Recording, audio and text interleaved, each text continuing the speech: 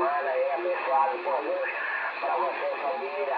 Ok, pirata, tava te escutando por aqui, mas tinha outros colegas aí antes, pela frequência, aí por isso que eu não tive a oportunidade antes, ok, meu amigo?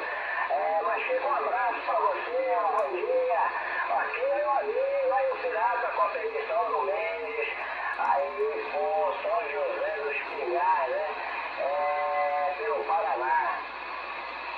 Ok, meu amigo Águia, oitava Macapá, estado do Amapá. Aquele bom domingo a você, toda a família. Que você tenha um bom início de semana. A gente fica muito grato e satisfeito de te escutar, Águia, aqui pela humilde Estação Pirata, viu, meu irmão?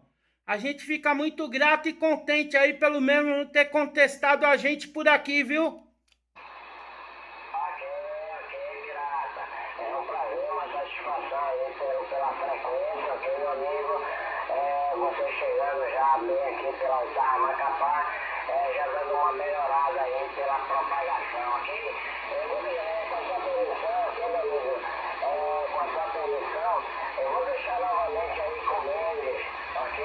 Aí com o Mendes que está em São José dos Pinhais, ok? Você está escutando mais alguém aí pela frequência. Macapá, oitava região, Estação Águia, que é a viagem unidade 019, aí com Mendes com unidade 27, todos os três, cada